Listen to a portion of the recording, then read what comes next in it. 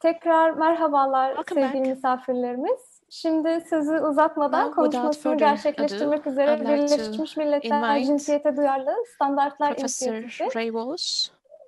A Geliştirme He is the Çalışma Network Grubu Development lideri Working ve Group İrlanda leader Dublin of the Kelt UN Gender Üniversitesi Responsive öğretim Standards üyesi, Initiative program. yardımcı He is doçent also a doktor lecturer Ray Walsh in beyefendiyi davet etmek istiyorum. Dublin City Dr. University of Walsh, Ireland. büyük veri, bulut bilişim, standartizasyon, yapay Dr. zeka ve Walsh komputasyon alanlarında çalışma yapıyor. is working Bugünkü on konuşmasında bilginin data, big dijitalleştiği bir data, dünyada cloud hakikate information, ulaşmak için hangi yollara standardization, artificial başvurulmalı intelligence, sorusunu and soracak. Professor computation. Walsh, Today, please he'll be welcome. talking Feel us free about to what proceed with ways your one should speech. use to Thank you seek very the much. truth in a world where information is digitalized. Yes, I was very interested when I saw that the title for your conference was "Staying Human in the Digital Age," and it gives me an opportunity to talk about quite a few things which are close to my heart. So, thank you very much for the invitation to the Women in Justice Summit 2020. My name, as Sari said, is Ray Walsh. I'm from Dublin City University in Dublin, Ireland. I've been working in emerging technology area for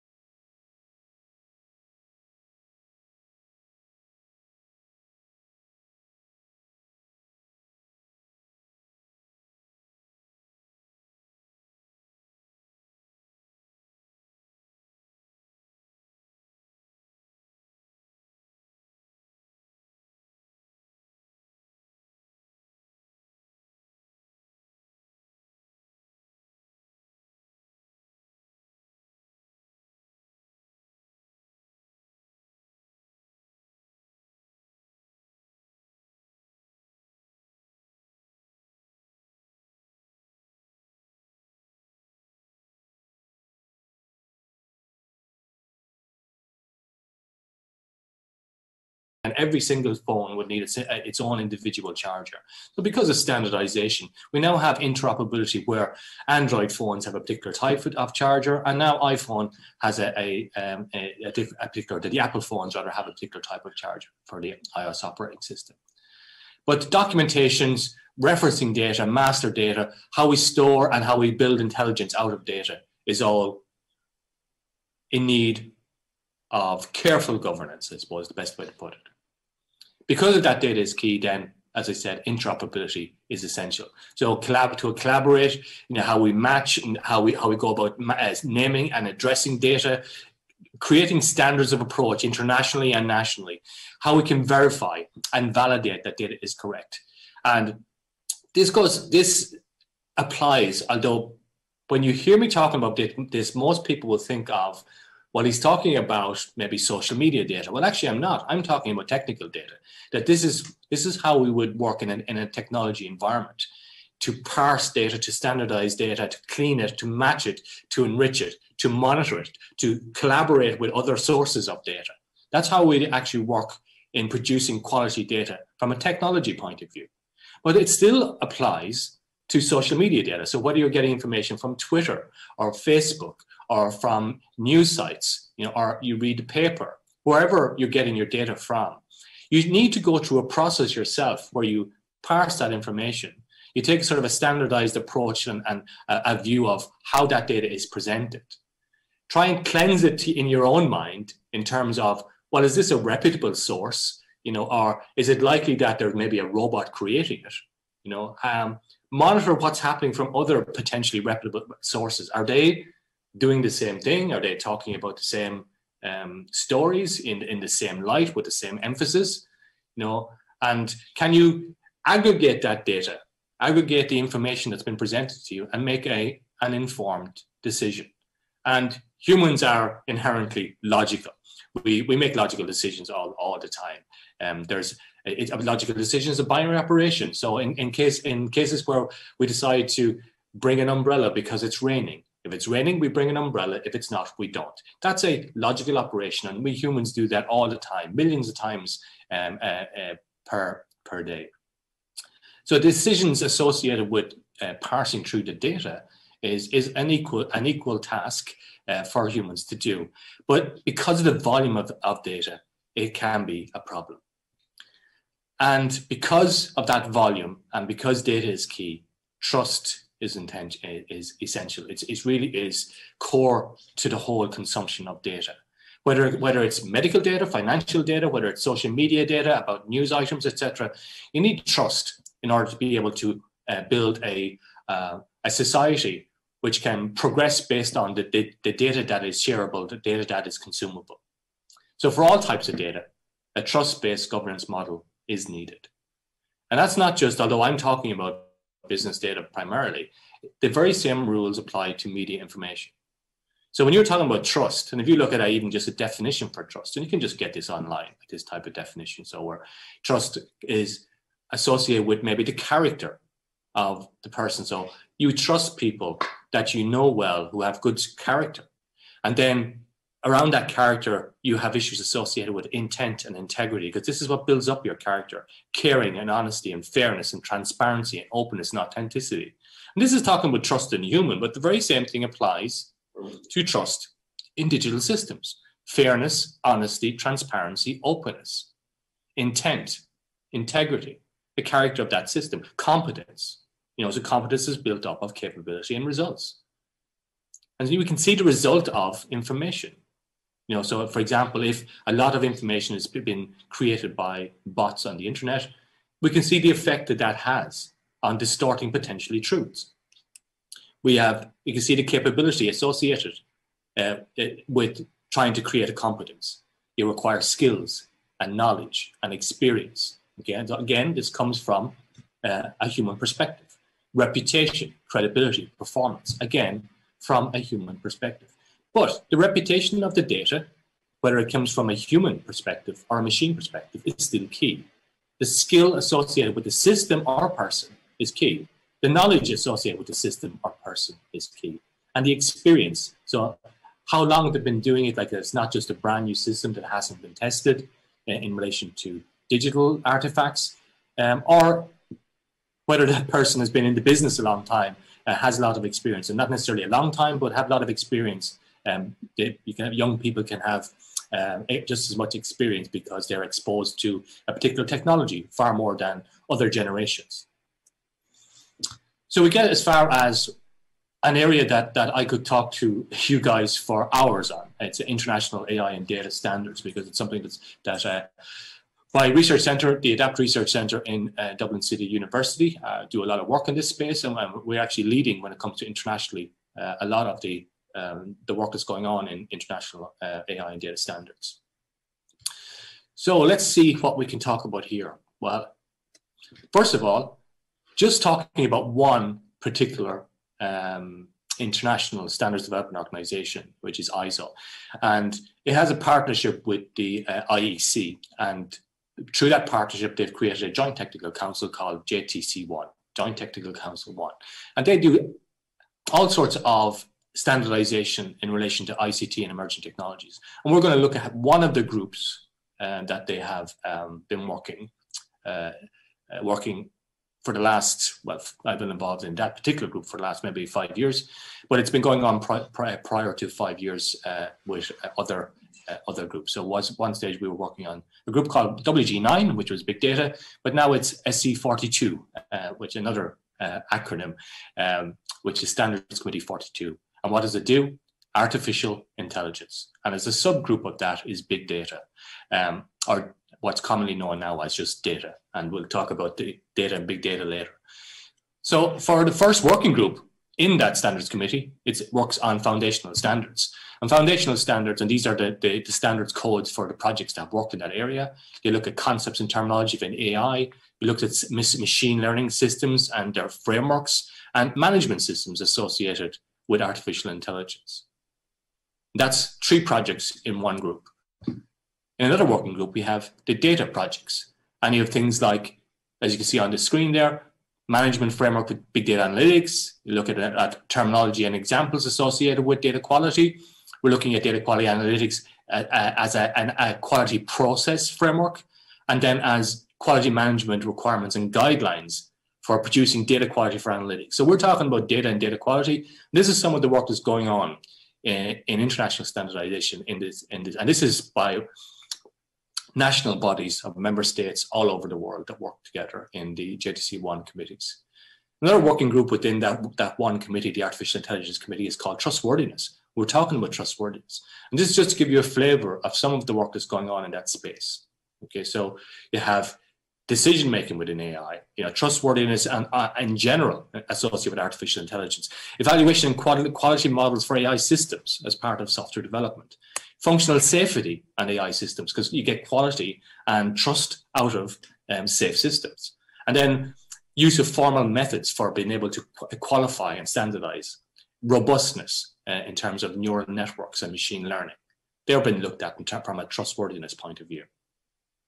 Working group 4 then uses use case and application. So it looks at where AI can be used, like it's in terms of being used for Earth observation, like for satellite imaging, for agriculture.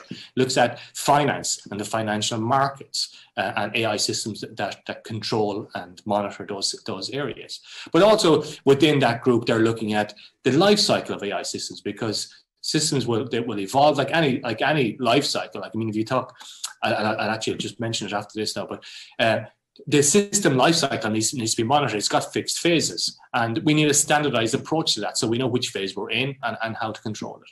And then guidelines for AI applications. So if you're going to create AI applications, then there's a standardized approach in ISO IEC 5339 in terms of, and there are lots of other projects that are going on, but just a snapshot of the key ones that are going on at the moment in AI SC42 for ISO IEC JTC1, which is the International Standards Organization and the Industrial Electrotechnical Commission, and International Electrotechnical Commission, and as I said, JTC1 is the Joint Technical Committee.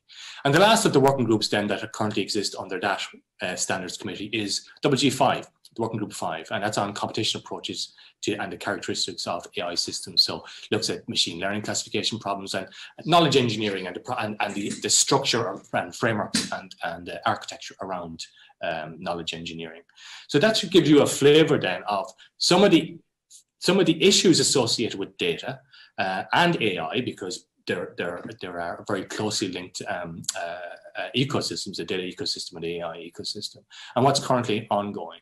And I said that being about frameworks and systems and the fact that they're cycles, and where standardization fits in actually, because it's not something that maybe is that widely known, is that we have innovation life cycles, and innovation is something that we're all really interested in, seeing the next new thing, you know, that new technology comes out and it's completely life-changing. And that's what's known as disruption in terms of industrial revolutions and technology development, and digital transformation is part of that. But new technologies come out, like when cloud came out, and like when the big data systems started to come out, and IoT systems, etc. When these new technologies come out, you get this massive disruption. Same thing with AI and data now. You get massive disruption, and there's competition then for what's going to survive. Because when you get massive disruption, you get all of these new things happening, new vendors creating new products and new tools. And what we want in that chaos is we want, well, what's the best of these tools? Which one should we actually adopt? The whole world, not just, you know, just because it's one company or one region. What the whole world? What's the best of these coming technologies? And that's where standards comes in, because it takes all of that chaos where there's all this development and disruption happening, and it calms it down, and it looks at the disruption. It looks at from a survival of the fittest point of view. It picks the best technologies, and we get agreement from all the countries, all the national bodies, to standardize that technology and adopt it and globalize it and make it available to the whole world. And that sort of calms down the disruption. And there's a period of productivity where that standardized technology is generating new markets, new tools.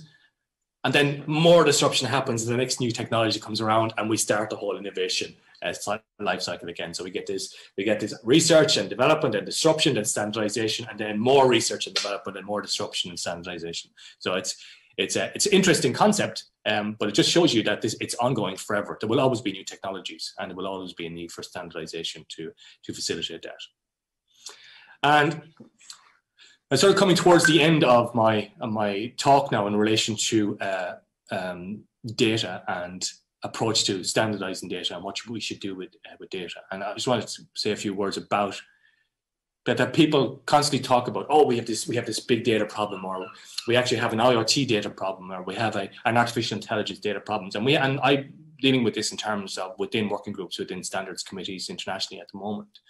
And my view of that is that there is no big data, and there is no IoT data, and there is no AI data, and there's no smart data. There's no fake data, you know, in terms of, if you look at taking this from a social media point of view, there's only context, there's only data. The rest is context. There's only data, and what makes it fake data is the context that it's been put in. What makes it big data is the fact you're dealing with huge big data systems. What makes it IoT data is because that there's data coming from an IoT system, but it's still data. So we need to concentrate on the data and treat that data as an entity and as an artifact in itself, and then apply it to the various scenarios, the various contexts, like big and IoT and AI, smart, when there's AI in it. Usually that smart data is talked in context of AI applied to a particular sector. So smart homes and smart health. So it's AI and data, you know, and the combination of that gives it a new acronym, gives it a new function. But really it's context. And we, from a standards point of view, and in a digital environment, we take that context and we describe it in detail, and we explain best practice associated with how we should deal with that data, irrespective of where it comes from, because the various sectors, as I said, like whether it's agriculture or financial or manufacturing, they will have different sources of data, but a lot of what needs to be done with that data in terms of governance is common right across the sectors.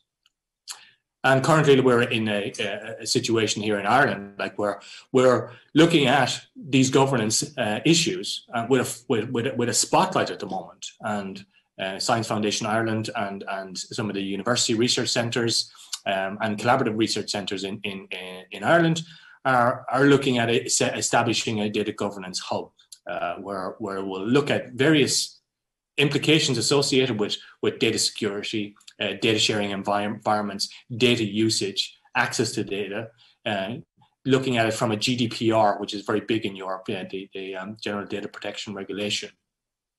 And there's all of these issues associated with how we actually manage our data. And remember that there are standard processes for a lot of technologies, and we're getting there with the latest emerging technologies in terms of AI and data. But what I'd like to say is that standards need to come first. We can't just design a system or create data or a data generation environment without being cognizant and taking standardization into account. And why do I say that? Because standards actually is the root of a lot of our mechanisms, our processes. Usually we have certification of safety or compliance, but it's based on standards. We have regulations in terms of like the GDPR regulation, with regulations by various industry organizations. That there's just trying to check the chat. I see there's some messages coming in. I haven't got it up.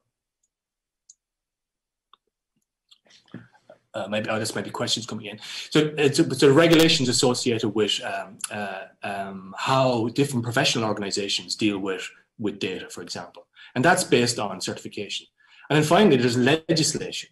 And legislation is based on standardization. So you normally have governments and the European Commission who will make legal declarations or acts, which will be based on standard processes or standards that have been published by international organizations or European organizations like SENS and like ASST, which are the standards development organizations recognized by the European Commission, or by, as I said, the one that I've given an example of here earlier, which is SC42, which is a joint collaboration between ISO and IEC.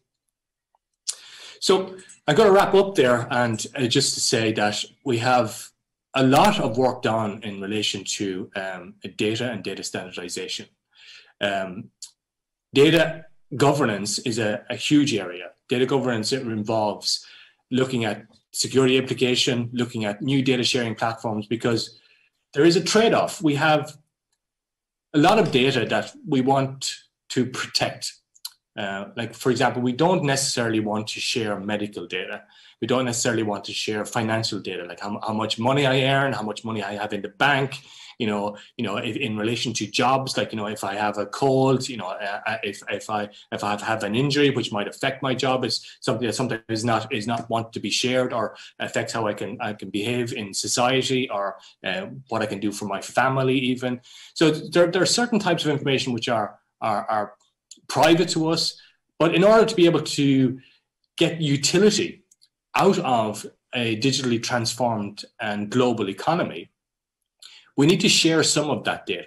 So there's this concept of how much can we retain as being private to the individual, and how much utility can we get by making that data available to systems and processes that are available through the connected environments, the intelligent connected environments that exist, like cloud computing and big data and IoT. And we have that trade-off.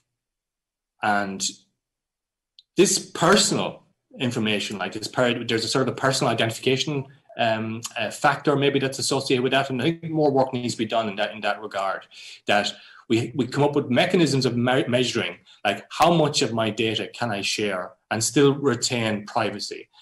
But by virtue of sharing some of that data, I can get utility back from that, where I can get information that is quality information based on my behavior, my interests, my character, for example, or that I can provide some information that allows me to get an online quote for insurance, for example, but preserves my anonymity, that I can still as a person remain private, but just provide enough information that I can do a calculation in general terms. So this is the type of scenarios and situations that we think about in relation to standards and data in international committees worldwide. And this opportunity then is to put that in context with, you are the arbiter of your own data. So we're all been bombarded, particularly if you look at the social media and you look at, for example, what's happening in maybe American elections, like, or what's happening in relation to China, etc. There's information coming out all the time, and it's often, different views of the same facts, but presented in two different ways. And depending on where the source of that information is and the provenance associated with it, we need to make a decision. If it's one, for example, if it's a local, station, a radio station, or maybe TV station that's making a declaration, and they're in a very small bubble, versus a global TV station and a global organization which has a wide reach and has a lot of pedigree in that space. We need to decide, well, which of those has the most credibility, that believability, etc. Okay, so just coming up to time, so I just want to say thank you again to the Women and Justice Summit for the invitation. Unfortunately, it's a very short period of time, just about a half an hour to talk, and I could talk for hours on these subjects, but hopefully we'll get an opportunity to meet up again soon, and I can answer some more questions then. So thank you very much. Thank you very much, Professor Walsh. You actually answered some of the questions we have here in your speech, so thank you very much for that. And we would like to hear from you more in coming events. I'd be delighted. Thank you. Thank you.